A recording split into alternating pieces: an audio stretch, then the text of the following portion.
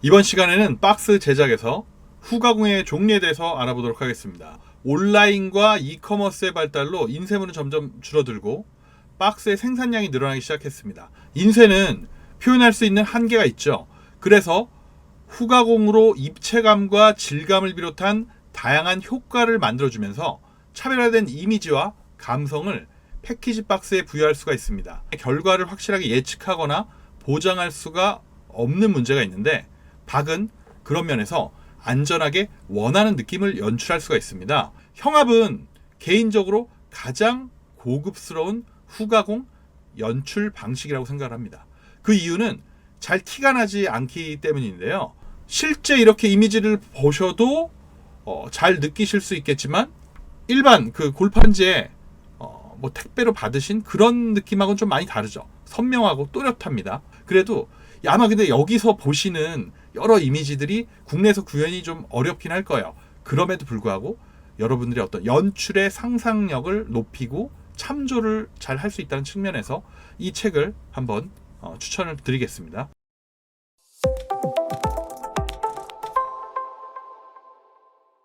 안녕하세요. 박스맨입니다.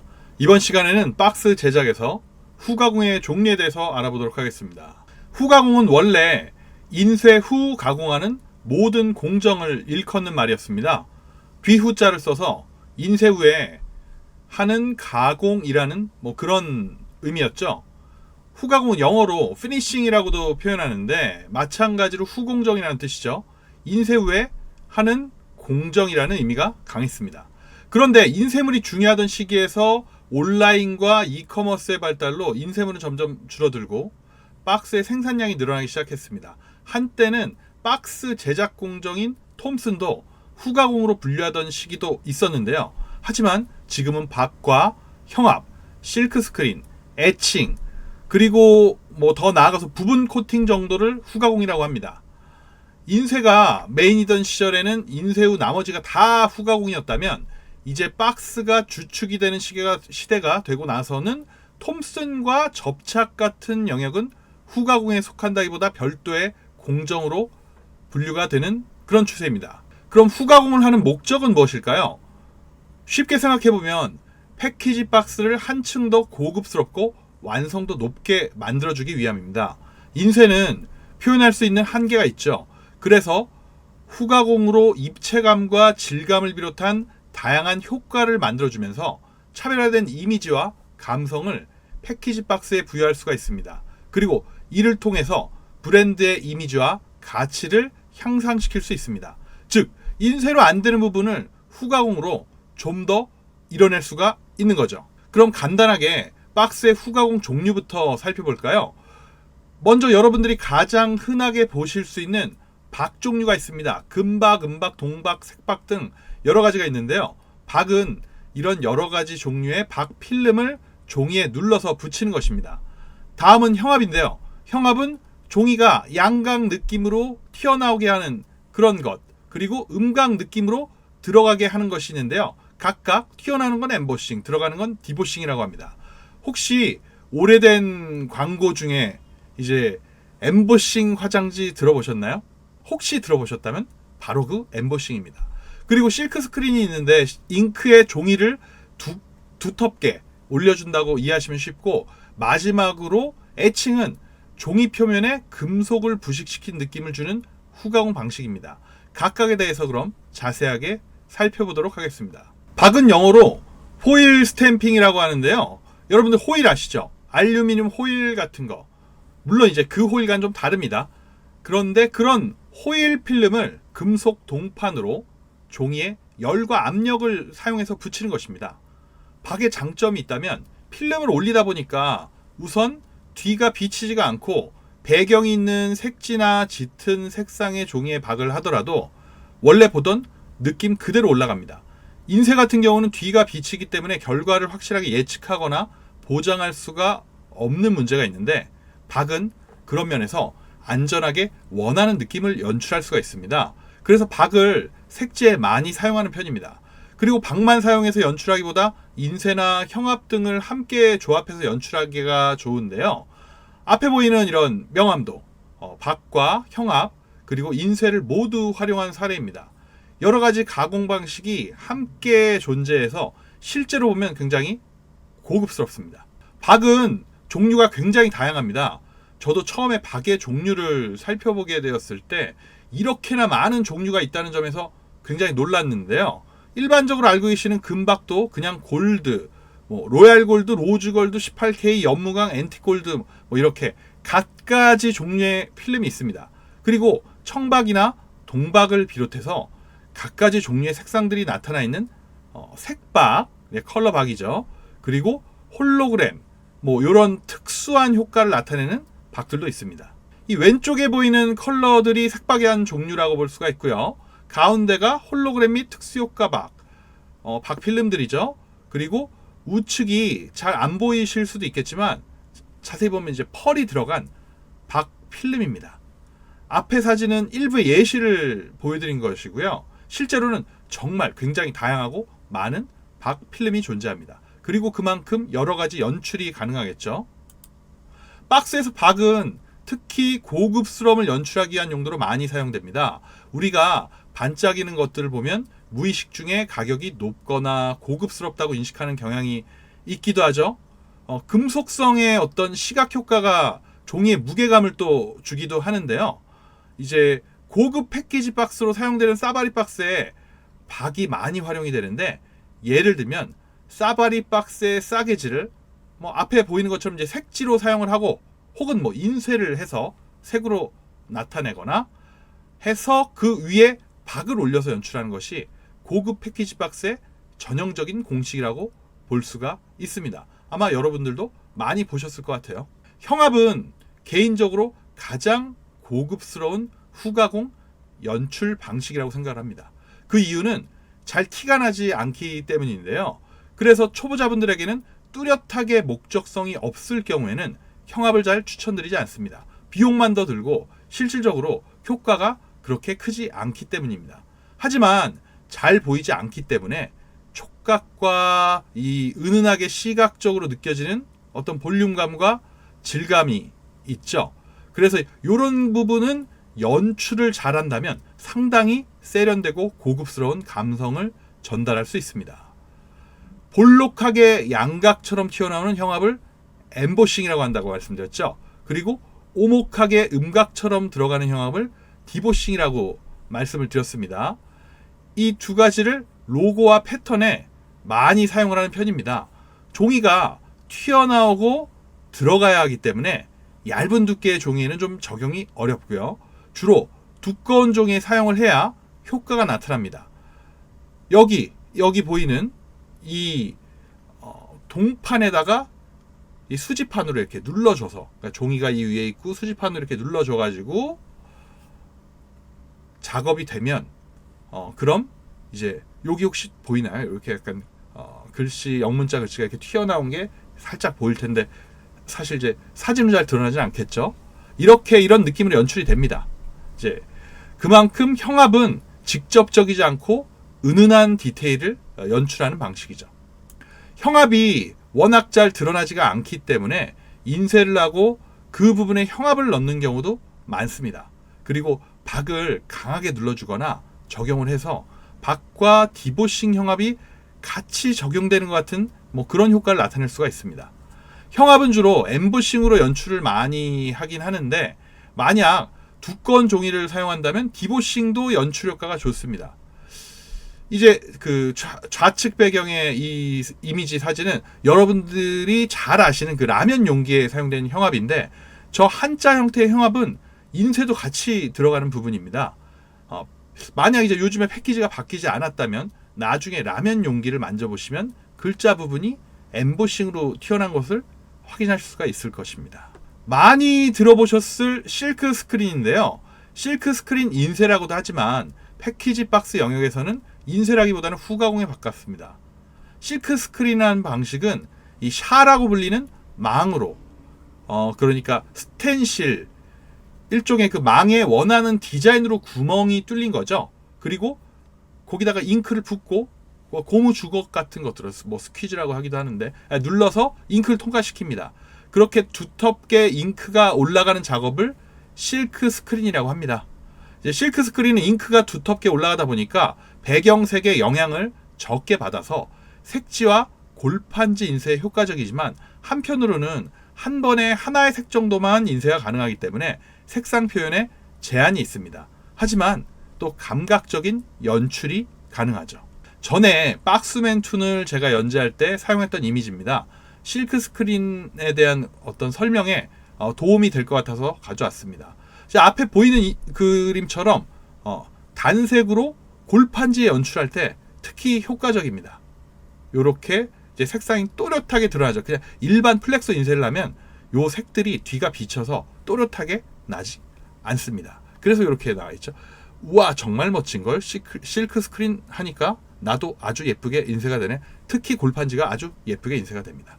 그런데 실크 스크린에 이렇게 이미지들을 보면 뭐 예를 들어서 이제 골판지에 적용한 앞에 이미지를 한번 보시겠습니다. 실제 이렇게 이미지를 보셔도 잘 느끼실 수 있겠지만 일반 그 골판지에 뭐 택배로 받으신 그런 느낌하고는 좀 많이 다르죠. 선명하고 또렷합니다. 그래서 이제 감각적으로 연출이 가능하고, 또 한편으로는 요것도 뭐 제가 제작한 제품이긴 한데 이런 색지에다가 일반 인쇄를 했을 때는 잘 그 색 표현이 원하는 대로 드러나지가 않고 뒤가 좀 비치는데, 그러니까 이제 좀 감도가 떨어지겠죠. 또렷하게 실크 스크린으로 적용한 경우에는 아주 또렷하게 선명하게 인쇄가 됩니다. 그리고 한 가지는 제가 뭐 추가로 가져와서 좀 말씀드리고 싶었던 부분인데, 유명 커피 브랜드죠. 이 커피 브랜드의 어떤 그 로고 색상 요런 느낌은 제가 봤을 때는 실크 스크린 아니면 이 골판지는 드러내기가 힘듭니다. 요런 그 여기도 실크 스크린 했는지 아니면 뭐 UV나 뭐 다른 인쇄를 했는지는 몰라도 특히 이런 뒤가 비치는 골판지 같은 경우에는 반드시 실크 스크린이나 혹은 뭐 다른 특별한 인쇄를 적용해야 이런 느낌이 나타날 수 있다는 점 참조하시면 좋을 것 같습니다. 그런데 실크 스크린의 단점이 좀 있습니다. 우선 웬만한 공장은 실크 스크린 공정을 자체적으로 가지고 있지 않습니다. 따라서 아웃소싱으로 진행을 해야 되는데 이 작업물이 이동도 발생을 하고 여러 가지 이슈가 있어서 비용과 손실이 발생할 수가 있습니다. 물론 제작 기간 증가 요인이 되기도 하고요. 또 디테일과 그 어떤 좀 그라데이션 같은 표현, 요런 연출에는 한계가 있는 게 실크 스크린의 좀 단점이라고 할 수가 있죠. 결정적으로는 대량 생산은 실크 스크린이 그렇게 적합하지 않은 후가공 방식이라고 할 수도 있습니다. 하지만 소량 생산을 하는 초보자분들이 시도해보기에는 아주 좋은 후가공 방식이라고 생각을 합니다. 일반 인쇄로는 작업이 진행이 어려운 색지나 배경색이 있는 종이에 보통 색박을 사용하거나 실크 스크린을 사용하는 경우가 많이 있습니다. 이럴 때 둘 중에 어떤 방식을 사용하는 것이 좋을지 고민을 하게 됩니다. 그래서 제가 이제 간단하게 한번 구분을 해봤는데요. 간단하게 구분을 해보면 색박은 박이다 보니까 이게 찍는 거죠. 박필름으로 찍는 것이니까 좁은 영역이나 사바리 박스에 사용하는 그런 색지에 포인트를 주는 용도로 사용하기가 좋은 편입니다. 반면에 실크 스크린은 이제 골판지 같은 상대적으로 좀 넓은 영역에 적용을 하기가 좋은 편입니다. 골판지가 실크 스크린과 작업 물성이 좀 잘 맞기도 하고 일반 플렉서 인쇄와의 차별화 포인트로 활용하기도 대비 효과가 좋습니다. 자, 마지막으로 애칭을 소개해 드리겠습니다. 애칭은 초보자분들은 잘 사용하지 않는 그런 후가공 방식이죠. 하지만 참고로 알아두시면 좋을 것 같은데요. 예를 들어서 여러분들이 자주 보셨을 것 같은 그 홍삼 같은 그 건강 기능성 식품 박스들, 거기서 보신 적 있죠. 그 박스 표면에 금속이 부식된 것처럼 보이는 효과가 있다면 그게 애칭입니다. 주로 금지나 은지, 이런 금속 필름을 합치한 증착지에 부식된 느낌으로 거친 텍스처를 표현합니다. 애칭은 두 가지가 있는데 UV 애칭은 부드러운 느낌이고 실크 애칭은 거친 느낌입니다. 만져서 약간 부드러운 느낌이다 싶으면 UV 애칭이고 자글자글하고 거친 느낌이라면 실크 애칭인데, 앞에 사진으로 가져왔지만 화면으로는 전달이 어렵겠네요. 요게 좀 이제 그 부드러운 이제 UV 애칭, 요게 이제 좀 거친 느낌의 실크 애칭인데, 이걸 이제 그 이미지로 이게 사진으로 전달하기는 어렵고 만졌을 때 좀 거칠다, 그러면 이제 실크 애칭이다. 부드럽다, UV 애칭이다. 요렇게 정도 뭐 기억하시면 좋을 것 같습니다. 말씀드린 대로 화려한 효과, 무게감과 질감, 고급스러움, 즉 요약하면 비싸 보이는 효과를 내기에는 애칭이 아주 효과적이죠. 그래서 선물로 주로 사용되는 건강 기능성 식품, 대표적으로 홍삼박스에 많이 사용됩니다. 홍삼박스 디자인이 왜 이렇게 투박하고 뭐 좀 올드하냐 이렇게 느끼시는 분도 있을 텐데, 그렇다고 하더라도 애칭 덕분에 비싸 보이는 효과는 확실히 있죠. 아무래도 선물용 패키지는 그만큼 저 고급스러움에 더 힘을 주기 마련입니다. 전체적으로 종합 요약해서 후가공을 패키지 박스에 적용하는 조합에 대해서 안내를 해드리겠습니다. 가장 기본이 되는 실패가 없는 고급스러운 연출은 색지에 박을 찍는 것이죠. 굉장히 많이 사용되는 조합입니다. 그리고 너무 튀지 않지만 은은하게 고급스럽고 특별함을 주고 싶다면 인쇄를 하고 그 위에 형압을 연출하는 방식도 좋습니다. 물론 색지에 박과 형압을 연출한다면 럭셔리함이 보장되겠죠. 하지만 비용이 많이 발생될 수가 있습니다. 기본적으로 로고와 강조해야 될 텍스트에 포인트를 주고 싶다면 인쇄와 형압을 조합하거나 또는 인쇄를 하고 그 위에 전에 그 실크 부분 코팅 할 때 말씀드린 부분 코팅하는 방식도 추천을 드립니다.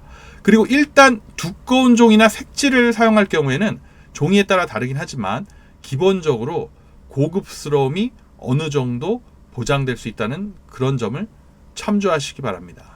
끝으로 후가공 관련 주의사항과 팁을 전해드리겠습니다. 박의 경우는 필름을 종이에 올려서 부착을 하는 방식이기 때문에 아무래도 거친 종이에는 잘 안 붙는 경우가 있습니다. 좀 거칠고 표면이 약간 올록볼록 한다던가 이렇게 질감이 너무 있는 종이에는 박이 좀 잘 안 붙는 경우가 있습니다.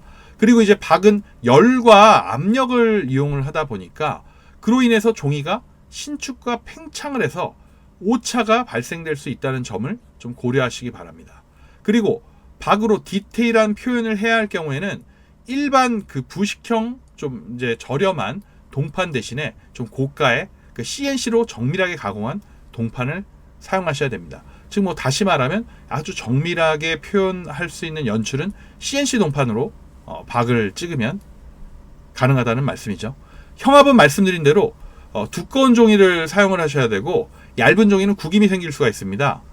종이 타입도 예를 들면 이제 아트지 같은 뭐 단섬유질에 뭐 저희 얘기로 이제 돌가루가 많이 들어가 있다고 그러는데 이제 화학성분 많이 들어간 얇고 딱딱한 그런 종이 스타일보다는 쿠션지 스타일에 만져보면 볼륨감이 좀 있고 눌렀을 때 이 공기층이 좀 느껴지는 것들이 있습니다. 약간 쿠션감이 있는 거죠. 이걸 정확히 확인해 보려면 손톱으로 눌러서 자국이 잘 나면 형압에 그 좀 잘 적합한 종이라고 할 수가 있을 거고요.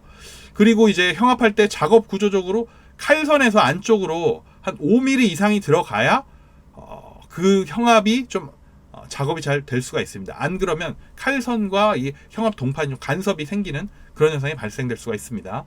실크 스크린은 넓은 면적에 표현할 경우에는 이제 너무 넓을 경우에는 이물질 같은 게 들어가서 지저분해질 가능성이 좀 높습니다. 깔끔하게 연출이 좀 안 될 수 있거든요. 그리고 반대로 너무 얇고 좁은 라인은 이게 망 사이로 잉크가 빠져나가야 되는데 이 잉크가 좁으면 잘 빠져나가지 못하니까 잘 표현이 안 되거나 더 아주 그 연출하려는 것보다 더 가늘게 나타날 수가 있습니다. 그리고 마지막으로 애칭은 이제 업체마다 이 제약 조건이 좀 차이가 많이 날 수가 있으니까 꼭 사전에 구현하려는 그 디자인을 업체하고 상의하고 업체의 좀 샘플을 잘 확인해 보시기 바랍니다. 그리고 이제 한 가지 마지막으로 더 추가해서 보여드리면 이 우리나라에는 이제 톰슨 관련 책은 거의 전무하다시피 하고요. 이제 후가공 책도 제가 알기로는 요거 한 권이 있는 것 같습니다. 그래도 아마 근데 여기서 보시는 여러 이미지들이 국내에서 구현이 좀 어렵긴 할 거예요. 그럼에도 불구하고 여러분들의 어떤 연출의 상상력을 높이고 참조를 잘 할 수 있다는 측면에서 이 책을 한번 추천을 드리겠습니다. 매번 이제 최소한으로 전해드리려고 해도 막상 이제 진행하면 내용이 생각보다는 더 많아지는 것 같습니다. 저는 이제 잘라내고 도려내고 요약하고 하는데 그래도 아주 그 기본적인 겉핥기식의 내용도 이제 이 정도인데 앞으로 어떤 특정 부분에서 세부적인 내용을 본격적으로 좀 시작을 하면 굉장히 좀 상당한 양이 될 것 같은데요. 이제 다음 강의는 저의 전문 분야인 톰슨입니다. 아직 이제 내용을 생각해보지 않았는데 저도 어떻게 전달을 해드릴지 되게 궁금해지네요. 자, 여러분 항상 감사드립니다. 박스 구독과 좋아요 부탁드리겠습니다.